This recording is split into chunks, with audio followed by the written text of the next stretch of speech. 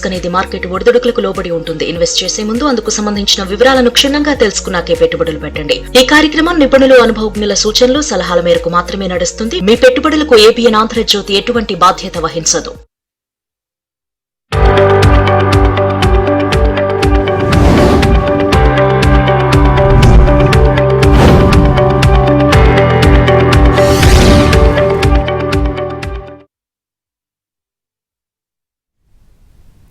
Good morning, welcome to ABN business. నేను యామ్ని. ఇక business updates చూస్తే దేశీయ స్టాక్ మార్కెట్లు నష్టాల్లో ప్రారంభమయ్యాయి. సెన్సెక్స్, నిఫ్టీ నష్టాల్లో ట్రేడ్ అవుతున్నాయి. ఇన్ఫోసిస్, టెక్ మహీంద్రా, హెచ్సిఎల్ టెక్, జియో ఫైనాన్షియల్, టీసీఎస్ షేర్లు లాభాల్లో ట్రేడ్ అవుతుండగా Maruti Suzuki, Bharti Airtel, M&M, Shriram Finance, Inter Globe AVI షేర్లు నష్టాల్లో కొనసాగుతున్నాయి. ఇక ఓవరాల్ గా ఈ రోజు మార్కెట్ కి సంబంధించి పూర్తి విశ్లేషణ తెలియజేయడానికి ప్రముఖ బిజినెస్ అనలిస్ట్ వివికే ప్రసాద్ గారు అలాగే రాజేంద్ర గారు ఉన్నారు. వారితో మాట్లాడటానికి స్క్రీన్ మీద కనిపిస్తున్న నెంబర్ కి కాల్ చేయొచ్చు. ముందుగా మనం వారితో మాట్లాడదాం. గుడ్ మార్నింగ్ రాజేంద్ర గారు. గుడ్ మార్నింగ్ ప్రసాద్ గారు. గుడ్ మార్నింగ్ అండి. సార్, మనం అసలు ఈ రోజు మార్కెట్ లో ఎలా ఉంటుంది ఏంటి అని మాట్లాడటానికన్నా ముందు ఒక కాలర్ అయితే ఉన్నారండి. ముందుగా కాల్ తీసుకుందాం, తర్వాత మనం డిస్కస్ చేద్దాం. సుధాకర్ గారు నెల్లూరు నుంచి కాల్ చేశారు. సుధాకర్ గారు, మీ డౌట్ ఏంటో అడగండి. నమస్తే మేడం. నమస్తే అండి, అడగండి. ప్రసాద్ గారు అలాగే రాజేంద్ర గారు ఉన్నారు. నమస్తే సార్. నమస్తే అండి. సార్, ఏప్రిల్ 24లో నేను టాటా రీసోర్సెస్ అండ్ ఎనర్జీ స్కీమ్ నందు సిప్ స్టార్ట్ చేశాను సార్. మా మనోరాల పేరుతో 15,000 లెక్కన కడుతున్నాను. 15,000 లెక్కన కడుతున్నాను. మళ్ళీ 25 ఏప్రిల్ ఒక 2,000 కలిపి 17,000 కడుతున్నా. 25 ఏప్రిల్ నుంచి మళ్ళీ 25 డిసెంబర్ నుంచి 3,000 కలిపి 20,000గా కడుతూ వస్తున్నా సార్ ప్రస్తుతం. అది ఫస్ట్ నుంచి పర్ఫార్మెన్స్ బాగాలేదు సార్. 6%, 3% అట్లా వస్తా ఉంది చూసుకుంటా ఉంటే. నేను అక్టోబర్ 25లో చూశాను సార్. 17,630 రూపాయలు మాత్రం గెయిన్ ఉంది అక్టోబర్ 8వ తేదీ 25లో. ఎందుకన్నా అంత సార్ ఏముందన్నారు sir? Tata Resources and Energy scheme sir అది.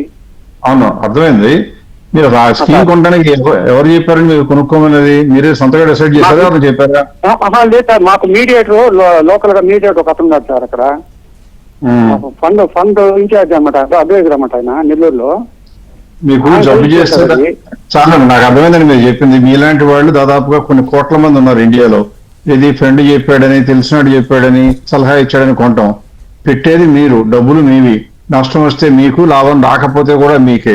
అలాగే పొరపాటున అదృష్టం బాగుండే, కేవలం అదృష్టం బాగుంటేనే లాభం వస్తుంది. అలా వస్తేనే మీకు వస్తుంది. ఇన్ని ప్రతిబంధకాలు ఇన్ని ఎదురుగా ఉన్నప్పుడు మీరు చేయటం అనేది ఎంతో తెలివి తక్కువ పని. మీరు చెప్పినటువంటిది దాన్ని ఏంటారంటే ఇదంతా థీమాటిక్ ఫండ్స్ అంటాం. అలా ఒకదాని ఎనర్జీ అండ్ రిసోర్సెస్ స్కీమ్ లో పెట్టడం అంటే కోరి మీరు నిజంగా మీ ఇంటికి నిప్పి పెట్టుకుంటున్న దాంతో సమానం. ఎట్టి పరిస్థితుల్లో కూడా రిటైల్ ఇన్వెస్టర్స్ మ్యూచువల్ ఫండ్ లోకి వెళ్ళడానికి కారణం ఏముండాలంటే, మనం డైరెక్ట్ గా ఇన్వెస్ట్ చేయలేం కాబట్టి వీలైనంత వరకు డైవర్సిఫైడ్ పోర్ట్ఫోలియో ఉండాలి, అందులో పెట్టుకోవాలి. కానీ ఇలా ఫండ్ స్కీమ్ లో పెట్టుకుంటే ఇది మాలాగా కొద్ది గొప్ప ఎక్స్పీరియన్స్ సంపాదించి లేదా సంపాదించాం అనుకునే భ్రమలో బతికే మాలాంటి వాళ్ళకి, మాకు ఆల్రెడీ అన్ని కంపెనీల్లోనూ ఇండస్ట్రీలో షేర్లు ఉన్నాయి, ఈ ఎనర్జీస్ అండ్ రిసోర్సెస్ లో మాకు ఇంకా ఎక్కువ లేవు అనుకుంటే ఆ ఒక్క సెక్టర్ లో ఎక్స్పోజర్ కావాలంటే కొనుక్కోవాల్సిన దానిలో మీరు మీ ఇన్వెస్ట్మెంట్ తీసుకెళ్లి పెట్టి ఇంకా పైగా కొద్దిగా పెంచి చేస్తున్నారు అంటే అది ఎంతో బ్యాడ్ ప్రాక్టీస్, చాలా బ్యాడ్ ప్రాక్టీస్. కనీసం ఇప్పటి నుంచైనా మీ డబ్బు భద్రంగా ఉండాలంటే వెంటనే అది ఆపేయండి. మీ ఫ్రెండ్కి నమస్కారం చెప్పండి, బాబు నువ్వు మంచి మనసుతో చెప్పావు కానీ నీకున్న తెలివితేటలు నా అవసరానికి సరిపడా లేవు అని చెప్పగలగాలి. అవసరమైతే, లేకపోతే డబ్బు కష్టంగా ఉందో ఆపేసానని చెప్పండి. కానీ ఇలాంటి పని చేయకండి. ఎప్పుడైనా మ్యూచువల్ ఫండ్స్ లో ఇన్వెస్ట్ చేయాలి అనుకుంటే మీకోసమో లేదా రిటైర్మెంట్ దగ్గరలో ఉన్న వాళ్ళకైతే మ్యూచువల్ ఫండ్స్ మంచి అవుతాయేమో, కానీ చిన్న వాళ్ళకి ఎండ్లు మీ మనవరాళ్ళకి ఎలాంటి వాళ్ళకి చేయాలంటే అందులో షిఫ్ట్ చేసుకోవాలి అనుకుంటే కనుక డైవర్సిఫైడ్ స్కీమ్స్ లో చేసుకోవాలి. అది మాలాంటి వాళ్ళే మన ప్రోగ్రామ్ లోనే మీరు అడిగినాకనే మంచి స్కీమ్ ఉంటే చెప్తాం. ఇప్పుడే మీ స్క్రీన్ మీద మీకు ఇప్పుడు ప్రస్తుతం కనుకైతే మంచి స్కీమ్ ఏంటో కూడా చూపించడానికి ప్రయత్నం చేస్తున్నాను. చూడండి, నెప్పన్ ఇండియా స్మాల్ క్యాప్ ఫండ్ ఒకటి బాగుంది, మహీంద్రా మాన్యువల్ లైఫ్ బాగుంది, యాక్సిస్ స్మాల్ క్యాప్ బాగుంది. 3 చాలు, ఇందులో ఒకటి చాలు మీకు నన్ను అడిగితే. నెప్పన్ ఇండియా స్మాల్ క్యాప్ లో ఇప్పుడు స్టార్ట్ చేసుకుని రెగ్యులర్ గా మీరు కనీసం 5-6 నెలలకు ఒకసారి ట్రై చేస్తూ ఉంటే ఆ టాప్ స్కీమ్ లోనో టాప్ 10 స్కీమ్స్ లో కనుక కంటిన్యూ అవుతుంటే అందులోనే పెట్టండి. అంతేగాని ఏ స్కీమ్ లో పెడితే ఆ స్కీమ్ లో ఎవరు పడితే వాళ్ళు చెప్పారని దయచేసి మీ డబ్బులు మాత్రం వేస్ట్ చేసుకోకండి. రైట్ సార్, మరో కాల్ ఉన్నారు. కరీంనగర్ నుంచి కిషన్ గారు కాల్ చేశారు. కిషన్ గారు, ఏ స్టాక్ గురించి తెలుసుకోవాలనుకుంటున్నారో అడగండి.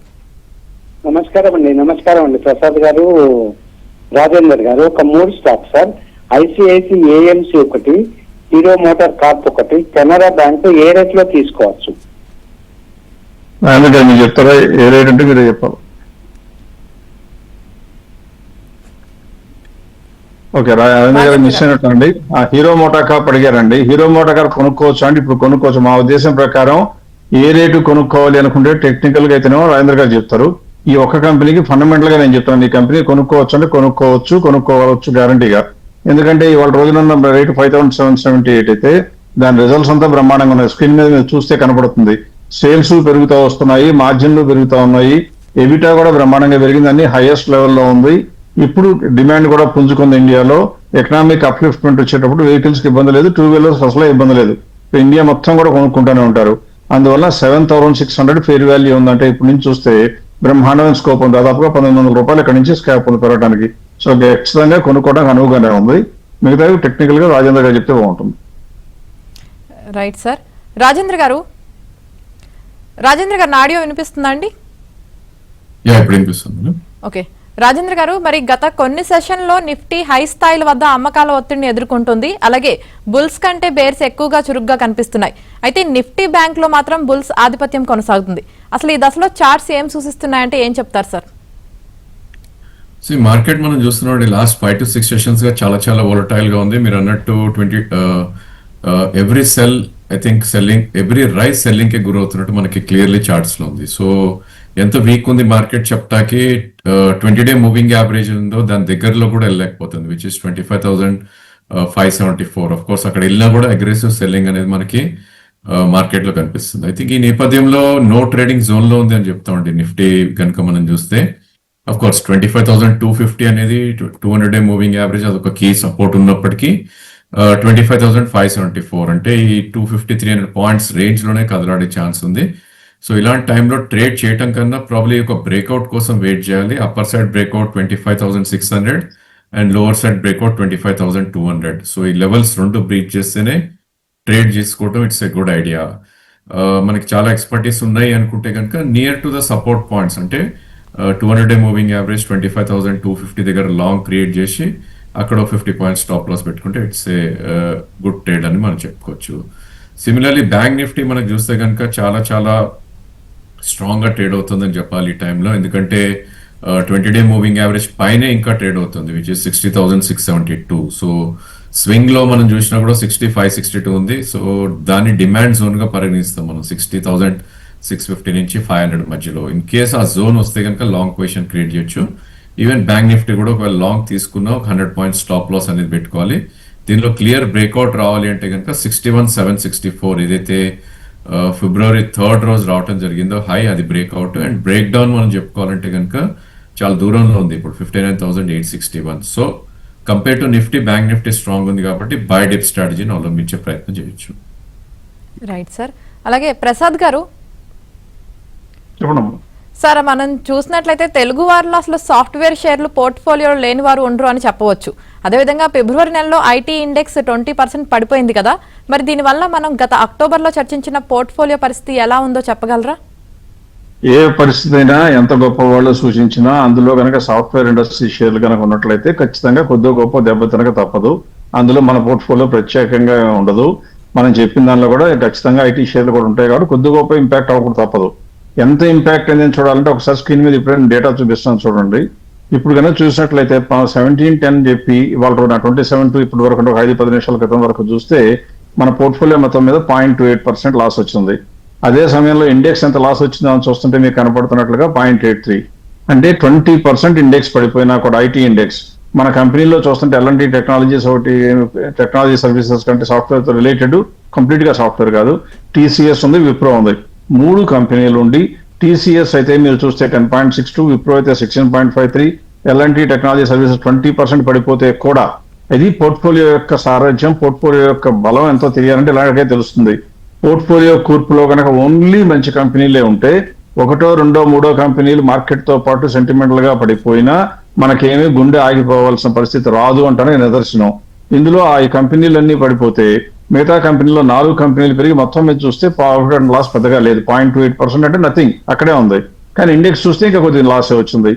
ఇది ఇలాగే ఉంటుందా అంటే మనం చూడవలసింది ఏంటంటే ప్రస్తుతం ఏదైనా స్పెషల్ సిచ్యువేషన్ వచ్చినప్పుడు మనం అందరం కోరుకునేది వెంటనే సమస్య పోతే బాగుండు, మళ్ళీ పుంజుకుంటే బాగుండు, దూసుకెళ్ళిపోతే బాగుండు అనుకుంటాం. అలా జరగడానికి అంత తొందరగా ఆస్కారం ఉండకపోవచ్చు, కొద్దిగా సమయం పట్టొచ్చు. కానీ మన రాబోయే నెలల్లో కూడా నెలకు ఒకసారి అన్నా కూడా ఈ పోర్ట్ఫోలియోని చర్చిస్తూ వద్దాం. ఈ స్టాకుల్లో ఏదైనా కనుక మా అంచనాల ప్రకారం, మా క్యాలిక్యులేషన్స్ ప్రకారం అమ్మవలసిన పరిస్థితి వస్తే అది అమ్మితే ఏం కొన్నారో కూడా చెప్పడం మూలంగా పోర్ట్ఫోలియోని ట్రాక్ చేసుకుంటూ ఇన్వెస్టర్స్ కి అర్థం అవ్వాల్సిన పరిస్థితి ఏంటంటే మంచి స్టాక్స్ కొనుక్కుంటే లాంగ్ రన్ లో మనశ్శాంతికి ఏమాత్రం లోటు ఉండదని మాత్రం తెలుస్తుందమ్మా. రాజేంద్ర గారు అలాగే ప్రసాద్ గారు ఒక కాలర్ ఉన్నారండి, కాల్ తీసుకుందాం. ముందుగా సూర్యనారాయణ గారు మండపేట నుంచి కాల్ చేశారు. సూర్యనారాయణ గారు మీ డౌట్ ఏంటో అడగండి. నమస్తే అండి రాజేంద్ర గారు. నమస్కారం అండి సార్. నమస్తే అండి. మరి హాస్పిటల్ చైర్లు మ్యాక్స్ వెల్త్ ఒకటండి. Okay. Max wealth max Okay. Wealth. Okay. Max health. Narayana Hrudayalaya. Okay. Okay అండి. యా. కిమ్స్. ఓకే. కిమ్స్ అండి. అవి కొంచెం ఎలా ఉన్నా చూసి చెప్పండి సార్. రైట్. సో మీరు అడిగిన 3 నేమ్స్ కూడా ఐ థింక్ కన్సల్టేషన్ లో ఉన్నాయని చెప్పాలండి. ఎందుకంటే మ్యాక్స్ హెల్త్ అఫ్ కోర్స్ ఇది మన F&O లో ఉంది, ప్లస్ ఇండెక్స్ లో కూడా వచ్చింది కాబట్టి దీనిలో వొలటాలిటీ అనేది ఎక్కువ ఉంది. బికాస్ ఎప్పుడైతే ఇది లాస్ట్ జూలైలో ఇండెక్స్ లో వచ్చిందో 39 నుంచి ఆల్మోస్ట్ 940 దాకా రావటం చూసాం, అండ్ అక్కడ నుంచి పెరుగుతూ 11-12 దాకా రావటం చూసాం. సో దీని రేంజ్ అనేది మనం 940 ఇన్ఫాక్ట్ మార్చ్ 2025 కూడా లో ఉంది కాబట్టి అదొక బేస్ అనేది ఫామ్ అయింది. అండ్ అప్ సైడ్ మనకి పొటెన్షియల్ చూస్తే కనుక 1300 వరకు ఉంది. సో మీరు లాంగ్ టర్మ్ ఇన్వెస్టర్ అయితే definitely I think max health 2-3 price points లో అక్యూమిలేట్ చేయొచ్చు ఒక 10% కరెక్షన్ లో. సిమిలర్లీ నారాయణ హృదయ కూడా మనం చూసినా కూడా లాస్ట్ ఇయర్ జూలైలో టాప్ అవుట్ అవటం చూసాం 2300 దగ్గర. జనరల్ ఏంటంటే స్టాక్స్ ఇంత అప్ మూవ్ వచ్చినప్పుడు ఇన్ఫాక్ట్ జనవరి 25 లో 1200 రూపీస్ ఉన్న stock with in 6 months double అయింది కాబట్టి ఇప్పుడు కన్సాలిడేషన్ లో ఉంది అని చెప్పుకోవాలి. So lower end of the range ఇదే అని చెప్పొచ్చు, 1702. ఇన్ఫాక్ట్ ఈ మంత్ లో కూడా 1688. సో ఈ స్టాక్ కూడా మీరు అక్యూమిలేట్ చేసే ప్రయత్నం చేయొచ్చు. ఐ థింక్ కిమ్స్ ని ఈ స్టేజ్ లో కొంచెం అవాయిడ్ చేయాలి, ఎందుకంటే కంపేర్ టు ఈ 2 స్టాక్స్ కొద్దిగా వీక్నెస్ అనేది ఎగ్జిబిట్ చేస్తుంది కాబట్టి. But max health and Narayana Hrudayalaya 2 కూడా ఒక 5 to 7% కరెక్షన్ మధ్యలో అక్యూమిలేట్ చేయొచ్చు. Right sir. మరో కాల్ ఉన్నారు, ఏలూరు నుంచి శ్రీధర్ గారు కాల్ చేశారు. శ్రీధర్ గారు ఏ స్టాక్ గురించి తెలుసుకోవాలనుకుంటున్నారో అడగండి. నమస్తే సార్. నా దగ్గర విప్రో 280లో ఉన్నాయి సార్. ఇన్ఫోసిస్ 1600 లో ఉన్నాయండి. టీసీఎస్ 3300 ఉన్నాయండి. మొత్తం మీద 25% లాస్ లో ఉంది. ఈ లాస్ ని బ్యాంక్ షేర్లు కవర్ చేసేయండి ప్రస్తుతానికి. State bank, union bank, Canara bank. ఇప్పుడు దీన్ని ప్రస్తుతం ఉంచమంటారా ఐటీ షేర్లు, లేకపోతే తీసేసి వేరే ఇంకో దానికైనా ఎగ్జిట్ అవ్వమంటారు? ఇప్పుడు మీరు ఉన్నదానిలో ఇప్పుడు కూడా పోర్ట్ఫోలియోలో కనుక మీరు సరైన డైవర్సిఫికేషన్ మెయింటైన్ చేస్తే వచ్చే లాభం ఇదేనండి.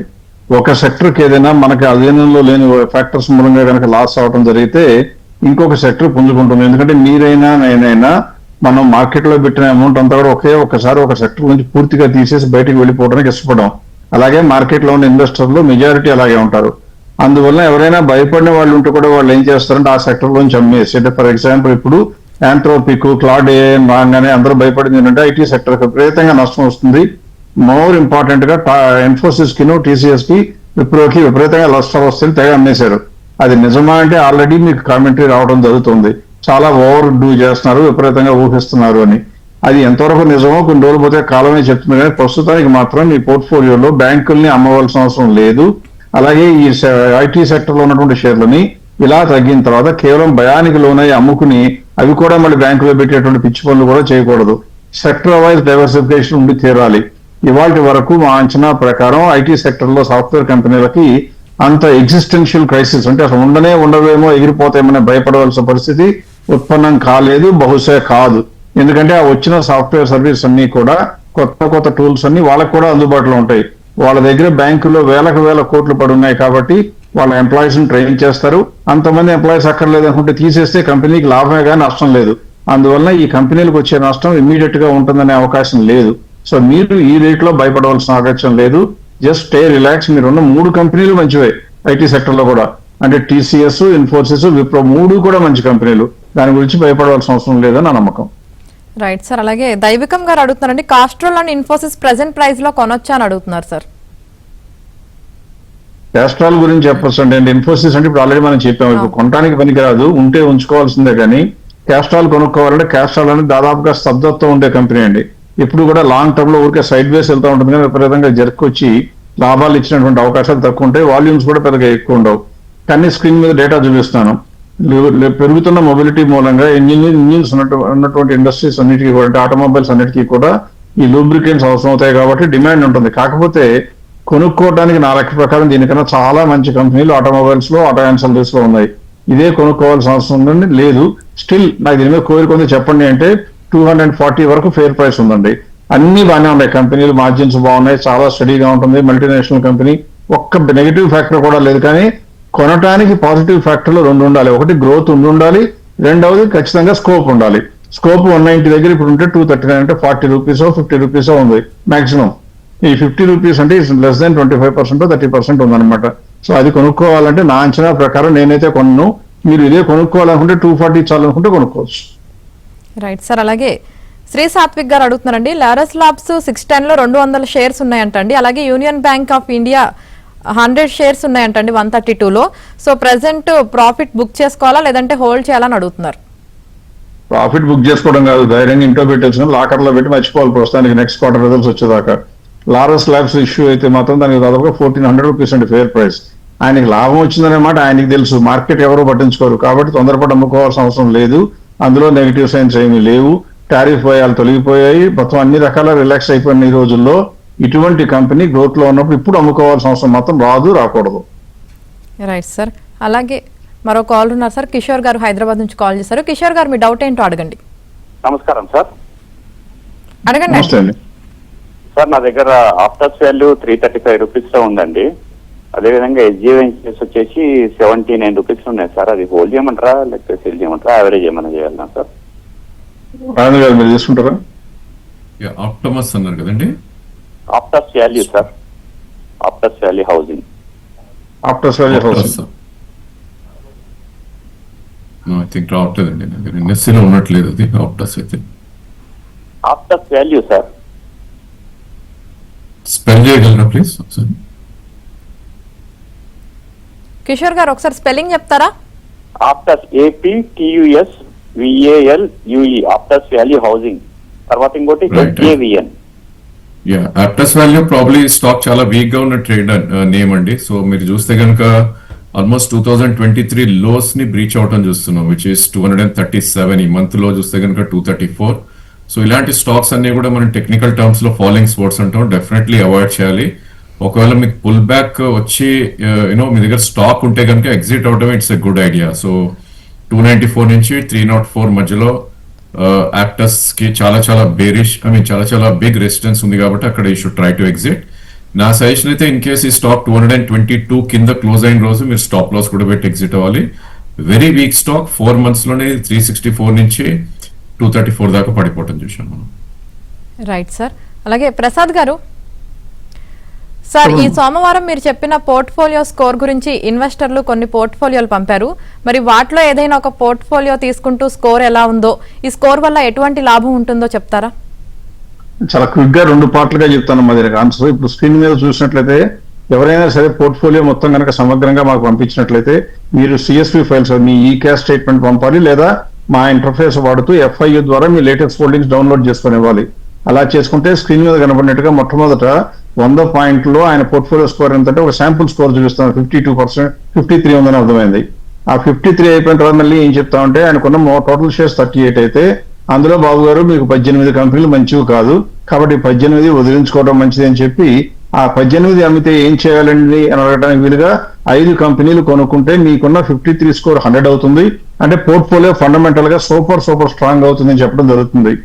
ఏవే కంపెనీలు వీక్ అని అడుగుతారు కాబట్టి ఆ కంపెనీ లిస్ట్ అంతా ఇచ్చి గ్రీన్ కలర్ లో ఉన్నవి మంచివి, blue colour and red colour లో ఉన్నాయి అమ్ముకోండి అని చెప్పడానికి ఆ స్టేట్మెంట్ కూడా వాళ్ళకి పంపించడం జరుగుతుంది.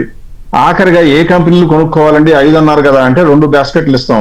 అంటే జనరల్ గా మార్కెట్ క్యాప్ తో సంబంధం లేకుండా కొనుక్కునే ఒకటి, లార్జ్ క్యాప్ కొనుక్కుంటే ఏం కొనుక్కోవాలని, ఈ రెండిట్లో ఏది కొనుక్కున్నా కూడా మీ స్కోర్ 100కి అవుతుందని చెప్పడం జరుగుతుంది. ఇలా జరిగిన తర్వాత ఇప్పుడు ఎక్కువ మంది ఏం చేస్తారంటే మాకు చాలా మంది ఇంకా పంపిస్తూ ఉంటారు, వాళ్ళు ఎంతవరకు నమ్మచ్చండి అంటారు. అంటే మీరు ఫ్యూచర్ చెప్తున్నారు కదా, గతంలో ఈ పని చేస్తుంటే నాకు కలిసి వచ్చేదా అని అడుగుతారు. అలాంటి వాళ్ళకి చూపించడానికి ఇప్పుడు స్క్రీన్ మీద కనపడిన రిపోర్ట్ చూస్తే ఇందులో ఈయనకి ఏం చేసామంటే ఒక ఆయన ఎవరో పంపించారు, ఒక 2025 ఫిబ్రవరిలో కనుక ఆయన పోర్ట్ఫోలియో మా దగ్గరికి వచ్చి ఇదే స్పాట్ తీసుకుని ఉంటే ఎలా ఉండేదంటే మొట్టమొదటి కొన్నప్పుడు 38 కంపెనీలు అమ్మాలని 5 కొనుక్కోవాలని చెప్పిందని, తర్వాత మళ్ళీ ప్రతి 15 రోజులకు ఒకసారి మాత్రమే రివ్యూ చేస్తూ ఉంటుందన్నమాట. అలా రివ్యూ చేస్తూ వచ్చినట్లయితే ఆయన పోర్ట్ఫోలియో ఇప్పుడు వరకు చూస్తే ఆయన ఒరిజినల్ పోర్ట్ఫోలియో అంటే ఇప్పుడున్న పోర్ట్ఫోలియో సంవత్సరం నుంచి ఉంచుకోవడం మూలంగా ఎంత పెరిగిందో దానికన్నా ఇలా మార్చుకుంటూ వచ్చినట్లయితే 31% ఎక్కువ లాభం వచ్చేదని, లేదా మామూలుగా ఇండెక్స్ తో పోల్చినా 12% లాభం వచ్చేదని కనబడుతుంది. దానితో గతంలో చేసిన లాభం వచ్చేది, ఇప్పుడు ఏం చేయాలో చెప్తున్నాం కాబట్టి నమ్మకం కుదిరి కొద్దిగా ముందుకు వెళ్ళేటప్పుడు ధైర్యంగా వెళ్ళడానికి అవకాశం ఉంటుంది. రైట్, థ్యాంక్ యూ ప్రసాద్ గారు. అలాగే థ్యాంక్ యూ రాజేంద్ర గారు, ఈ రోజు మార్కెట్ పై మీ విశ్లేషణ తెలియజేసినందుకు. Thank you. ఇది ఇవాల్టి ఏబిఎన్ బిజినెస్.